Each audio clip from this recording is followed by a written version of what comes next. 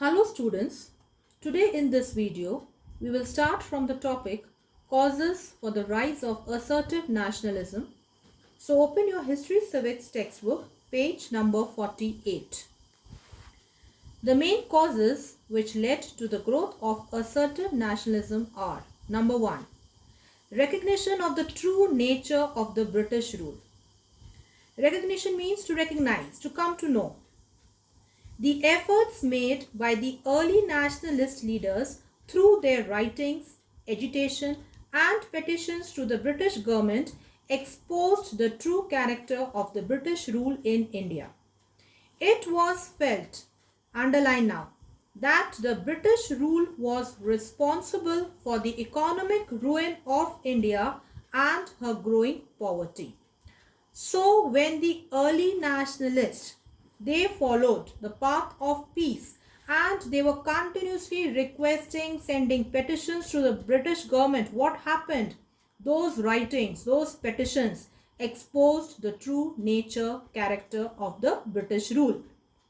And it was felt that the British rule was responsible for the economic ruin. Ruin means exploitation of India and of the growing poverty. Some of the political events from 1892 to 1905, like the reduction in the number of Indian members in the Calcutta Corporation, the restrictions on the press, etc., made Indians realize that instead of giving them more rights, the British were taking away even their few existing rights. Underline. So instead of giving us more rights, what Britishers were doing? They were taking away even our few existing rights. All this convinced the Indians that India could not make progress unless British imperialism was replaced by a government run by them. Thus, the assertive nationalist ideology found favor with the masses. So now it was clear that it is important to remove the Britishers if they want progress in their country. Second, failure of the early nationalists. The younger elements within the Congress were dissatisfied with the achievements of the early nationalists. Why they were dissatisfied with the achievements of early nationalists? Because early nationalists, they were trusting Britishers. They were having full faith on them.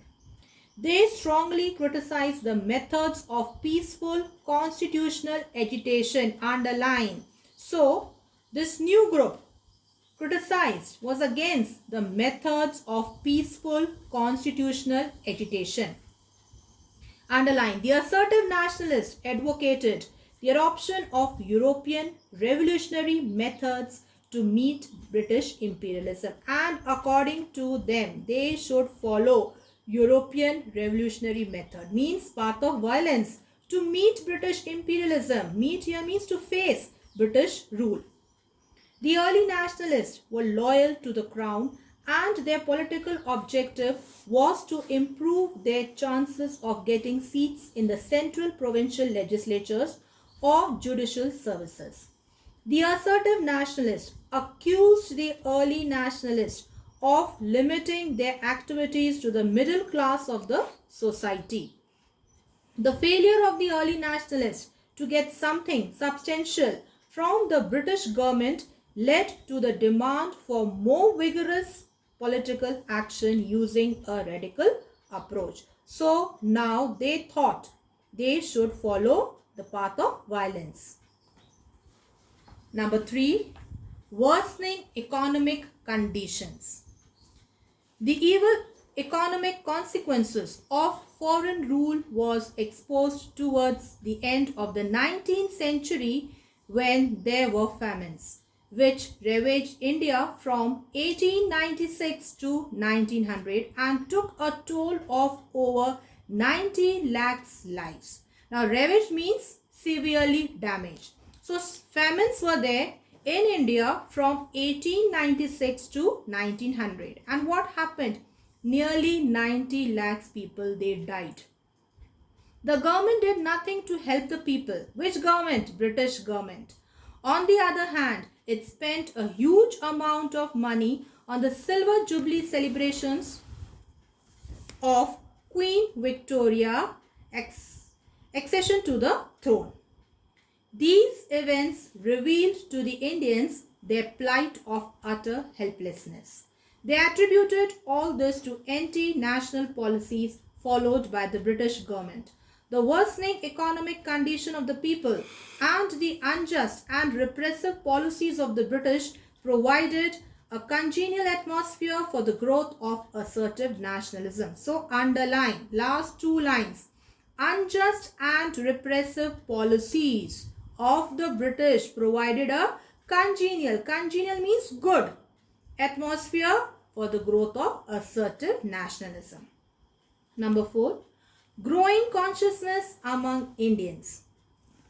The nationalist writers and agitators blamed the British rule for the poverty of the people. So, nationalist writers and agitators, they all blamed the British rule for the growing poverty. Leaders of this new ideology made all efforts to develop self-respect and self-confidence among the people. Underline these two terms, self-respect and self-confidence.